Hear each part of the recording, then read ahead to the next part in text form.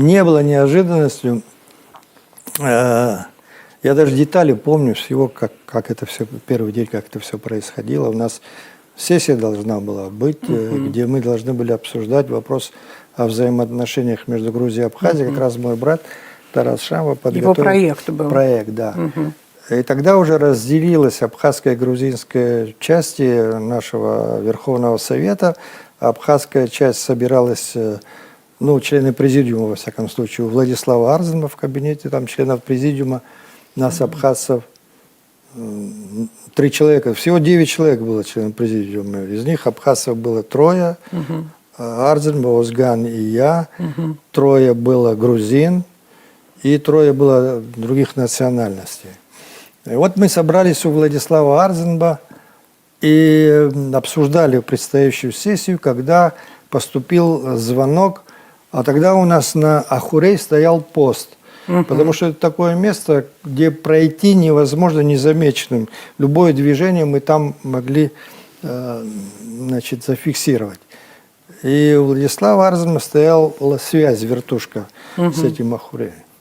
А позвонил телефон, позвонил замглавы администрации Чимчирского района Бадия. И сказал, что наблюдают движение танков по объездной дороге.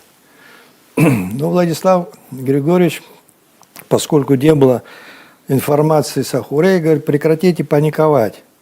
Потому что у нас была информация о том, что грузины могут провести какую-то операцию в Гальском районе против звиадистов, которые захватили тогда Кавсадзе, министра.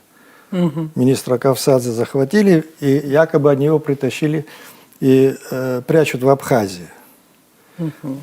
И, возможно, Арзенба имел какую-то информацию или предполагал, что, может быть, эти официальные структуры вошли в Гальский район для того, чтобы вот этого освобождать Кавсадзе.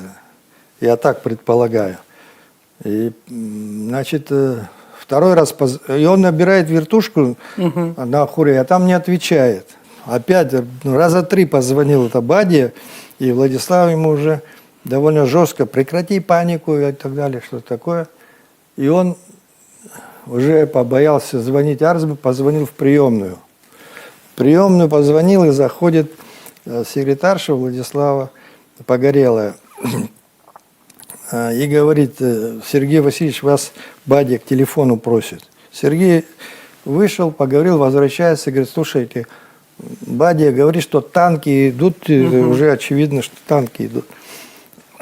Оказывается, они уже захватили, туда поехал, когда информация о танках пошла, туда поехал Гургуля, глава администрации, чтобы посмотреть, наткнулся на эту колонну, они его взяли, мы его потом обменивали, захватили его. В заложники взяли. И вот тогда уже насторожились все, эта вертушка не отвечает. Оказывается, этих парней значительную, большую часть повезли в Гальский район, якобы там это самое, обедать в столовую. Оставшихся несколько человек взяли в плен сразу эти. Ну, вопрос, да, вот это первый день войны, кстати, вот помните, вы участвовали в передаче, мы обсуждали, да, вот тогда тоже много интересных вещей сказали, но вот вопрос, Владислав Григорьевич, почему не принимал эту информацию? Я же говорю, ответить на этот вопрос. Это не озвучивалось, но я вот уже сопоставляя все факты, думаю, что все-таки его поставили в известность о том, что войдут какие-то части не дальше, чем в Гальский район, для того, чтобы освободить Кавсадзе. Но, во всяком случае, мог не поделиться этой информацией с вами? Я не знаю, из каких он источников. С близким окружением. Я, во всяком случае, не знаю.